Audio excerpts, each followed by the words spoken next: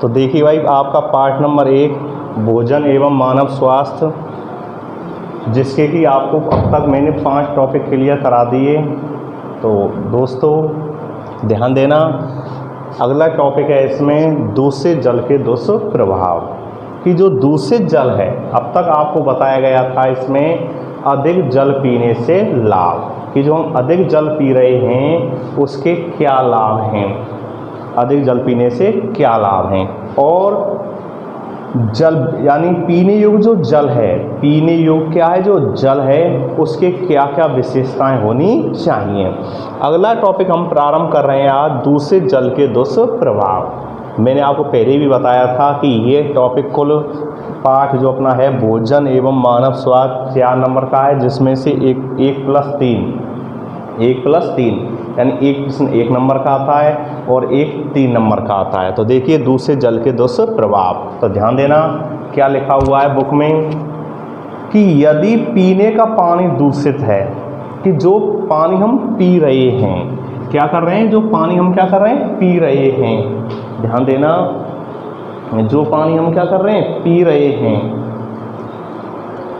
जो पानी हम क्या कर रहे हैं, पी रहे हैं। यदि पीने का पानी दूषित है, यानी जो हम पानी क्या कर रहे हैं, पी रहे हैं, यानी पीने का पानी कैसा है, दूषित है, पीने का पानी कैसा है, दूषित है, तो अनेकों पीने का पानी दूषित है तो अनेकों जो हमारा शरीर है उसमें अनेकों बीमारियां क्या हो जाती हैं, उत्पन्न हो जाती हैं। आपकी बुक में लिखा हुआ है अकॉर्डिंग सिलेबस। तो दोस्तों ध्यान देना कि यदि पीने का पानी दूषित है तो हमें अनेकों बीमारियां चपेट में ले लेती हैं, और ये जो बीमारियां होती हैं, जो बीमारियां हमें क्या ले रही हैं, चपेट में ले रही हैं, ये बीमारियां जो पीने का जो पानी है, पीने का जो क्या है पानी है, उसके साथ हमारे शरीर में क्या कर जाती हैं, प्रवेश कर जाती हैं, क्या कर जाती हैं, प्रवेश कर जाती हैं।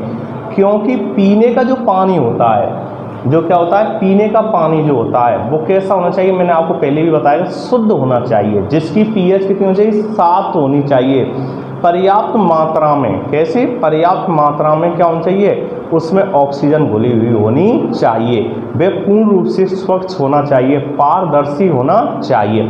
लेकिन यदि पीने के पानी में, यदि पीने का पानी कैसा है, दूषित है, या उसमें क्या है, सूक्ष्म जीव मिले हुए हैं, क्या मिले हुए हैं, सूक्ष्म जीव, या उसके अंदर सूक्ष्म जीव हैं, तो उनसे हमारे शरीर में अनेकों रोग उत्पन्न हो जाते हैं, क्या हो जाते हैं, उनसे हमारे शरीर में अनेकों रोग उत्पन्न हो जाते हैं। क्योंकि पीने के जो पानी होता है, पीने का जो पानी होता है, इसमें यदि इसमें क्या है कि जीवाणु, पीने के पानी में जीवाणु कौमा विषाणु कौमा प्रोटोजोआ एवं कृमि आदि पाए जाते हैं। जो हमारा पीने का पानी है जो कैसा है, दूषित है, तो दूषित जल में, किसमें, दूषित जल में जीवाणु, विषाणु, प्रोटोजोआ एवं कृमि आदि सूक्ष्म रोग कारक होते हैं। अगर ऐसे पानी का हम क्या करते हैं, सेवन करते हैं, तो ऐसे पानी की वजह से या ऐसे दूषित जल की वजह से हमारे शरीर में हैजा, पेचिस जैसी बीमारियां, हैजा पेचिस जैसी बीमारियां क्या हो जाती हैं, उत्पन्न हो जाती हैं। हैजा पेचिस जैसी बीमारियां क्या हो जाती हैं, उत्पन्न हो जाती हैं। हैजा है, पेचिस है, आदि बीमारियां हो जाती हैं। इसके अलावा जो गंदा पानी है, इसके अलावा जो क्या है, गंदा पानी या गंदे पानी का हम सेवन कर रहे हैं, या पीने का जो हमारा पानी वो कैसा है, जो दूषित है, तो इससे वायरल संक्रमण, कैसा, वायरल संक्रमण होने का भी क्या रहता है, खतरा रहता है। वायरल संक्रमण होने का भी क्या होता है, खतरा होता है। और वायरल संक्रमण की वजह से आपके सिलेबस में लिखा हुआ है, दोस्तों ध्यान देना फ्रेंडों, छात्र एवं छात्राओं, कि जो वायरल संक्रमण है, यानी पीने का जो पानी कैसा है, दूषित है, उसकी वजह से क्या हो जाते हैं, गंदे पानी पीने से वायरल संक्रमण रोग भी उत्पन्न हो जाते हैं। और वायरल संक्रमण रोग जो होते हैं, यानी संक्रामक रोग उसे कहते हैं जो एक व्यक्ति से दूसरे व्यक्ति में क्या होते हैं, फैलते हैं। रोग दो प्रकार होते हैं, संक्रामक और असंक्रामक। संक्रामक और असंक्रामक। तो संक्रामक उसे कहते हैं जो एक व्यक्ति के संपर्क से दूसरे व्यक्ति में क्या होते हैं, फैलते हैं। और असंक्रामक रोग उसे कहते हैं कि जो रोग एक व्यक्ति के संपर्क से दूसरे व्यक्ति में नहीं फैलते हैं। तो वायरल संक्रामक रोग उत्पन्न हो जाते हैं, और वायरल संक्रामक रोग जो होते हैं वो होते हैं हेपेटाइटिस। यानी वायरल संक्रामक रोग कौन कौन से हैं, हेपेटाइटिस। एक तो होता है, कौन सा होता है, हेपेटाइटिस। एक होता है कॉलेरा। कौन सा होता है, कॉलेरा। कॉलेरा होता है। एक कौन सा होता है, फ्लू। कौन सा होता है, फ्लू होता है। एक अपना कौन सा होता है, टाइफाइड होता है। टाइफाइड होता है, ठीक है ना। तो ध्यान देना कि गंदे पानी पीने से या दूषित पानी पीने से वायरल संक्रामक रोग हो जाते हैं। और प्रमुख वायरल संक्रामक जो रोग हैं वो हैं हेपेटाइटिस, कॉलेरा, फ्लू, टाइफाइड। इसके अलावा क्या हो जाता है, इसके अलावा हैजा, पेचिस आदि रोग उत्पन्न हो जाते हैं।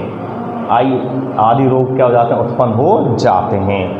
तो इसलिए हमें स्वच्छ जल पीना चाहिए। कैसा जल पीना चाहिए, हमें स्वच्छ जल पीना चाहिए, क्योंकि स्वच्छ जल पीने से जो ये विभिन्न प्रकार के रोग होते हैं, जो रोग जन्य रोग हैं, यानी जो जलजन्य रोग हैं, कैसे रोग हैं, जलजन्य रोग हैं, ये उत्पन्न नहीं होते हैं। क्या नहीं होते हैं, उत्पन्न नहीं होते हैं। आगे ध्यान देना कि राजस्थान में प्राचीन समय में या 2000 से पहले बात करें कि सन 2000 से पहले, यानी एक बाला या नारू रोग होता था। कौन सा रोग होता था, बाला या नारू रोग। बाला या नारू रोग, जिसको हम कहते हैं बाला या नारू रोग। बाला या नारू रोग जो एक कृमिजन्य रोग है। कैसा रोग है ये, बाला या नारू रोग कैसा है, कृमिजन्य रोग है। यानी जो ये रोग उत्पन्न होता है ये कैसा है, कृमिजन्य रोग है। कैसा रोग है, कृमिजन्य रोग है, जो कृमि के द्वारा क्या होता है, उत्पन्न होता है। तो पश्चिमी राजस्थान में, ध्यान देना, अपने राजस्थान में आपकी बुक में तो लिखा हुआ है संपूर्ण राजस्थान, लेकिन राजस्थान में भी पश्चिमी राजस्थान में, किसमें, पश्चिमी राजस्थान में, यानी बाला एवं नारू रोग जो है, बाला या जो नारू रोग है, जो कृमि की वजह से होता है, यानी कृमिजन्य रोग है, ठीक है। एक जटिल समस्या थी। कैसी समस्या थी, एक जटिल समस्या थी अपने पश्चिमी राजस्थान में, क्योंकि बाला या जो नारू रोग होता है इसका एक कृमि के द्वारा उत्पन्न होता है। किसके द्वारा उत्पन्न होता है, कृमि के द्वारा, जिसका नाम है ड्रैकनकुलस मेडिनेसिस। ड्रैकनकुलस मेडिनेसिस। ड्रैकनकुलस मेडिनेसिस यानी ड्रैकनकुलस मेडिनेसिस, यानी बाला या जो नारू रोग होता है ये कृमिजन्य रोग है। कैसा रोग है, कृमिजन्य रोग है, जो कि किसके द्वारा उत्पन्न होता है, ड्रैकनकुलस मेडिनेसिस के द्वारा क्या होता है, उत्पन्न होता है। ड्रैकनकुलस मेडिनेसिस जो होता है इसकी जो मादा होती है, क्या होती है, मादा, क्या होती है, मादा कृमि जो होती है, ध्यान देना, क्या होती है, मादा कृमि जो होती है, ये जो मादा कृमि होती है ये परपोषी के रूप में, परपोषी, इसका परपोषी कौन होता है, मानव। ध्यान देना, इसका परपोषी कौन होता है, मानव। परपोषी किसे कहते हैं, ध्यान देना, मैंने आपको समझाया था पहले भी कि परपोषी किसे कहते हैं, कि जो अपने भोजन के लिए या जो अपने जीवन जीने के लिए दूसरे जंतुओं पर क्या रहते हैं, आश्रित रहते हैं, उन्हें हम परपोषी या विषमपोषी के नाम से जानते हैं। परपोषी, पर माने दूसरा, और पोषी माने पोषण प्राप्त करने वाले, जो दूसरों से क्या करते हैं, पोषण प्राप्त करते हैं, उन्हें हम परपोषी के नाम से जानते हैं। आई बात समझ में। तो जो मादा कृमि होती है, ड्रैकनकुलस मेडिनेसिस की जो मादा कृमि होती है, ये परपोषी के, जो परपोषी है, परपोषी कौन है, मनुष्य है। परपोषी कौन है, मनुष्य है, परपोषी, और इसका परपोषी कौन है, मनुष्य। परपोषी के शरीर के बाहर, यानी परपोषी के शरीर के बाहर, परपोषी के शरीर के बाहर क्या देती है, अंडे देती है। क्या देती है, शरीर के बाहर क्या देती है, अंडे देती है। क्या देती है, अंडे देती है। और जब इस अंडे युक्त, जब क्या होती है कि मादा कृमि है, और मादा कृमि क्या होता है, परपोषी जो होता है, परपोषी कौन है इसका, मनुष्य है। मनुष्य के शरीर के बाहर क्या देती है, अंडे देती है। और जब मनुष्य ऐसे कृमि युक्त जल का या अंडे युक्त जल का क्या करता है, सेवन करता है, क्या करता है, सेवन करता है, तो ये जो अंडे होते हैं जो जल के अंदर उसने क्या किए हैं, निर्मोचित किए या छोड़े हैं, या जल के अंदर उसने क्या किए, मादा कृमि ने या ड्रैकनकुलस मेडिनेस ने क्या दिए, अंडे दिए, तो ये परपोषी के रूप में मनुष्य के शरीर के अंदर क्या हो जाते हैं, प्रवेश कर जाते हैं। और फलस्वरूप मनुष्य के शरीर के अंदर यानी बाला या नारू रोग उत्पन्न हो जाता है। क्या हो जाता है, बाला एवं नारू रोग उत्पन्न हो जाता है। तो आपके यहाँ पर दो प्रश्न महत्वपूर्ण बनते हैं, ध्यान देना। एक प्रश्न तो यह बनता है कि कृमि जन्य रोग का नाम बताइए। एक नंबर में आ सकता है, ध्यान देना, कितने नंबर में आ सकता है, एक नंबर में आ सकता है, क्योंकि मैंने पहले बताया ये पार्ट 1+3 नंबर का है। कितने नंबर का है, 1+3 नंबर का है। तो मैंने बताया है इसमें, ध्यान देना, कि बाला या नारू रोग, बाला या नारू रोग किस कृमि की वजह से उत्पन्न होता है। तो एक प्रश्न तो ये बन गया कि बाला या नारू रोग किस कृमि की वजह से उत्पन्न होता है, तो आपको तो चाहिए ड्रैकनकुलस मेडिनेसिस के द्वारा, नंबर 1। दूसरा प्रश्न बनता है इसमें कि कृमि जन्य रोग कौन सा है, कृमि जन्य रोग कौन सा, यानी जो कृमि के द्वारा उत्पन्न होता है तो वो कौन सा है, बाला एवं नारू रोग, जो कहाँ पर होता है, राजस्थान में। कहाँ पर होता है, राजस्थान में। कहाँ उत्पन्न होता है, राजस्थान में। लेकिन राजस्थान में नारू उन्मूलन कार्यक्रम चलाया गया। क्या चलाया गया, नारू उन्मूलन कार्यक्रम, यानी बाला या नारू उन्मूलन कार्यक्रम। और इस कार्यक्रम के तहत यानी ये देखने को मिला, यानी जब ये अभियान चलाया गया था तो इस अभियान का ये परिणाम या रिजल्ट निकला कि सन 2000 के बाद, इसके बाद सन 2000 के बाद, यानी सन 2000 के बाद, सन 2000 के बाद पश्चिमी राजस्थान में इसका आज तक कोई रोगी सामने नहीं आया है, यानी इसका कोई रोगी नहीं मिला है। यानी जब पश्चिमी राजस्थान में, गौर फरमाना, गौर देना मित्रों, कि जब पश्चिमी राजस्थान में यानी नारू उन्मूलन कार्यक्रम चलाया गया। क्या चलाया गया, नारू उन्मूलन कार्यक्रम, नारू उन्मूलन, उन्मूलन, नारू उन्मूलन कार्यक्रम, नारू उन्मूलन कार्यक्रम जब चलाया गया था तो सन 2000 के बाद, सन 2000 के बाद पश्चिमी राजस्थान में या अपने राजस्थान में यानी बाला या नारू रोग का कोई रोगी नहीं मिला। फिर भी हमें एहतियात के तौर पर, फिर भी हमें एहतियात के तौर पर सावधानियां बरतनी चाहिए, जैसे जल को उबालकर पीना चाहिए। यानी प्रश्न आ सकता है कि भाई यानी जो अपने दूसरे जल पीने से जो क्या होते हैं, रोग उत्पन्न होते हैं, उनसे किस प्रकार बचा जा सकता है। तो फिर तो क्या होते हैं इसके उपाय, इसके उपाय यही हैं, ध्यान देना, कि हमें जल को उबालकर ठंडा करके और उसे छानकर पीना चाहिए। लिखा है आपके सिलेबस में कि हमें एहतियात के तौर पर कि दोबारा से रोग उत्पन्न नहीं हो जाए, इससे बचने के लिए एहतियात के तौर पर हमें यह करना चाहिए कि हमें जल को उबालकर उसे ठंडा करके और उसे छान कर पीना चाहिए। इसके अलावा जो हमारे क्या है जल स्रोत हैं, क्या है हमारे जो जल स्रोत हैं, जैसे क्या है अपनी क्या है नदी हैं, क्या है नदी हैं, तालाब हैं, क्या है झील हैं, इनके किनारे हमें कपड़े नहीं धोने चाहिए। यानी जो नदी हैं, तालाब हैं, झील हैं, इनके किनारे हमें क्या चाहिए, कपड़े नहीं धोने चाहिए। और इनके यानी नदी, तालाब, झील आदि के किनारों के आसपास हमें मल मूत्र नहीं त्याग करना चाहिए, क्योंकि इसमें लिखा हुआ है अंतिम लाइन में कि जल स्वच्छ है तो हमारा कल भी कैसा है, स्वस्थ है। आप जानते हैं इस सिलेबस में मैंने पहले भी बताया था, जल जीवन है। जल क्या है, जीवन है। अब जल कैसा है, स्वच्छ है। जल कैसा है, स्वच्छ है, तो हमारा कल्बी कैसा है, स्वस्थ होगा। कल्बी कैसा होगा, स्वस्थ होगा। आई बात समझ में?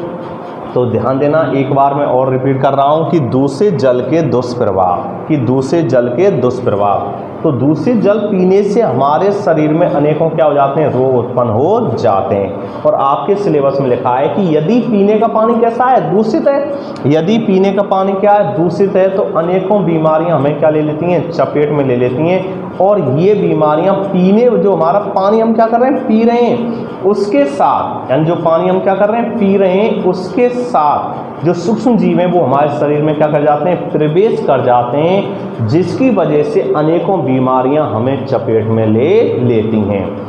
और गंदे पानी पीने से या दूषित पानी पीने से तो क्या होता है कि गंदे पानी पीने से या दूषित पानी पीने से यानी हमारे शरीर में वायरल संक्रामक यानी वायरल संक्रामक रोग उत्पन्न होने की संभावना बढ़ जाती है। और प्रमुख वायरल, प्रश्न 1 नंबर का आ सकता है कि प्रमुख वायरल संक्रामक रोग कौन कौन से हैं, प्रमुख वायरल संक्रामक रोग कौन कौन से हैं, संक्रामक रोग कौन कौन से हैं। तो आपका उत्तर होना चाहिए हेपेटाइटिस होता है, कोलेरा होता है, फ्लू होता है, टाइफाइड होता है। ये प्रमुख वायरल संक्रामक क्या है, रोग हैं। गाइस समझ में? और पीने योग्य जो पानी होता है, एक प्रश्न ये भी आ सकता है पीने योग्य पानी में कौन कौन से सूक्ष्म जीव होते हैं, या कौन कौन से प्रकार के सूक्ष्म जीव होते हैं, या जलजन्य रोगों के प्रकार बताइए। तो जलजन्य रोग जो होते हैं वो जीवाणु, विषाणु, प्रोटोजोआ एवं कृमि के द्वारा क्या होते हैं, उत्पन्न होते हैं। आई समझिए? इसमें फिर आगे चलना है कि यानी पश्चिमी राजस्थान में या जो अपना राजस्थान है उसमें बाला एवं नारू रोग, बाला एवं नारू रोग जो था, जो एक कृमिजन्य रोग है। कैसा रोग है, कृमिजन्य रोग है, जो कि ड्रैकनकुलस मेडिनेसिस के द्वारा क्या होता है, उत्पन्न होता है। जो ड्रैकनकुलस मेडिनेसिस के द्वारा क्या होता है, उत्पन्न होता है। एक गंभीर समस्या थी। क्यों? क्योंकि इसकी जो मादक होती है यानी ड्रैकनकुलस मेडिनेसिस की क्या होती है, मादक कृमि होती है। ये जो परपोषी होता है, परपोषी कौन होता है, इसका मनुष्य के शरीर के भाग क्या देती है, अंडे देती है। और जब इस अंडे युक्त जल को यानी व्यक्ति क्या कर जाता है, सेवन कर लेता है या इस जल को क्या करता है, पीता है, तो फलस्वरूप व्यक्ति के शरीर में बाला एवं नारू रोग क्या हो जाता है, उत्पन्न हो जाता है। फिर क्या हुआ कि पश्चिमी राजस्थान में एक कार्यक्रम चलाया गया। कौन सा कार्यक्रम चलाया गया, नारू उन्मूलन कार्यक्रम, नारू उन्मूलन कार्यक्रम। और इस कार्यक्रम के अंतर्गत यानी ये हुआ कि पश्चिमी राजस्थान में सन 2000 के बाद कोई भी इस रोग का रोगी नहीं मिला। फिर भी हमें एहतियात के तौर पर सावधानियां बरतनी चाहिए, जैसे जल को उबालकर, छानकर एवं उसे गर्म करके पीना चाहिए, यानी उबालकर, छानकर और ठंडा करके उसे पीना चाहिए। इसके अलावा यानी हमें एहतियात के तौर पर नदी, तालाब, झीलें, उनके किनारे कपड़े नहीं धोने चाहिए। इसके अलावा यानी इनके नदी, तालाब, झीलें, इनके किनारों पर हमें मलमूत्र आदि का त्याग नहीं करना चाहिए, क्योंकि यदि जल कैसा है, स्वच्छ है, तो हमारा कल भी कैसा है, सुरक्षित है। कल भी हमारा कैसा रहेगा, सुरक्षित रहेगा। तो इसमें अब चलते हैं दोस्तों, अगला टॉपिक है इसमें मोटापा। कौन सा है, मोटापा। तो ध्यान देना, मोटापा अगला टॉपिक मैं आपको बताने जा रहा हूँ। इसमें कौन सा है, मोटापा। तो देखिए मोटापा जो है, इसमें ध्यान देना, मोटापा शरीर में अत्यधिक वसा का जमाव। क्या होता है मोटापा, शरीर में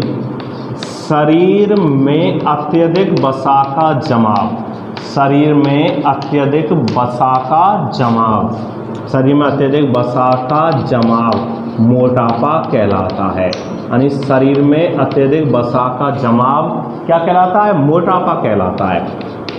क्या कहलाता है, मोटापा कहलाता है। शरीर में अत्यधिक वसा का जमाव मोटापा कहलाता है। ध्यान देना, प्रश्न आ सकता है 1 नंबर में, परिभाषा ध्यान रखना कि मोटापा किसे कहते हैं। तो शरीर में अत्यधिक वसा का जमाव, शरीर में अत्यधिक वसा का जमाव मोटापा कहलाता है। क्या कहलाता है, मोटापा। अब मोटापा क्या होता है समझना, ये तो हो गई अपनी परिभाषा कि भाई मोटापा किसे कहते हैं, शरीर में अत्यधिक वसा का जमाव, शरीर में अत्यधिक वसा का जमाव मोटापा कहलाता है।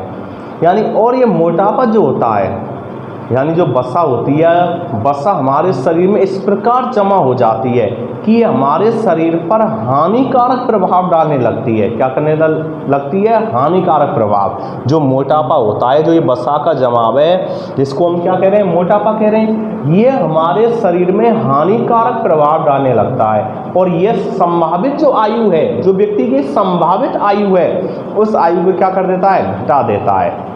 जो संभावित आयु है उस आयु को क्या कर देता है? घटा देता है। तो एक प्रश्न तो आपका ये क्लियर हो गया भाई, मोटापा किसे कहते हैं? शरीर में अत्यधिक वसा का जमाव मोटापा कहलाता है।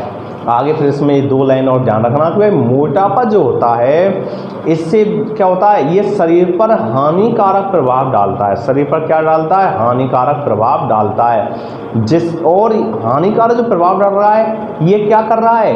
इससे हमारे शरीर में, यानी जो हमारे व्यक्ति की जो आयु है, जो संभावित आयु है, वो क्या हो जाती है? घट जाती है। क्या हो जाती है? जो संभावित आयु है वो क्या हो जाती है? घट जाती है। अब यहाँ पर इसमें एक महत्वपूर्ण टॉपिक आता है, वो है BMI। क्या है? BMI। तो प्रश्न बनता है BMI क्या है? तो देखिए BMI की जो फुल फॉर्म है, BMI का जो पूरा नाम है वो होता है बॉडी। B से क्या बनता है? बॉडी। M से क्या बनता है? मास। क्या बनता है? मास। और I से क्या बनता है? Index. Body mass index. Hindi में बात करें तो बॉडी का मतलब क्या होता है? शरीर। क्या होता है? शरीर। मास का मतलब क्या होता है? बाहर। क्या होता है? बाहर। और इंडेक्स का मतलब क्या होता है? सूचकांक। क्या होता है? सूचकांक। ठीक है ना? तो ध्यान देना, इसमें मोटापा में के अंदर ही अगला तो नेक्स्ट टॉपिक है कि BMI। BMI क्या है? तो BMI का पूरा नाम ध्यान रखना, बॉडी मास इंडेक्स। क्या होता है? Body mass index. और बॉडी का मतलब क्या हो गया? हिंदी में रूपांतर करूँ उसमें शरीर। बॉडी का मतलब क्या हो गया? शरीर। मास का मतलब क्या हो गया? बाहर। और इंडेक्स का मतलब क्या हो गया? सूचकांक, यानी शरीर बाहर सूचकांक। तो प्रश्न बनता है BMI क्या है, या शरीर बाहर सूचकांक क्या है? तो देखिए शरीर बाहर सूचकांक क्या होता है, इसकी परिभाषा मैं आपको बता रहा हूँ, तो ध्यान देना।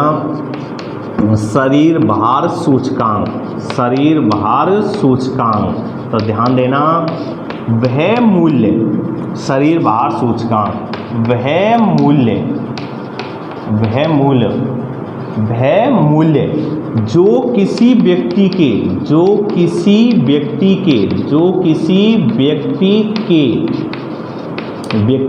वह मूल्य जो किसी व्यक्ति के वजन में उसकी लंबाई का, किसका? उसकी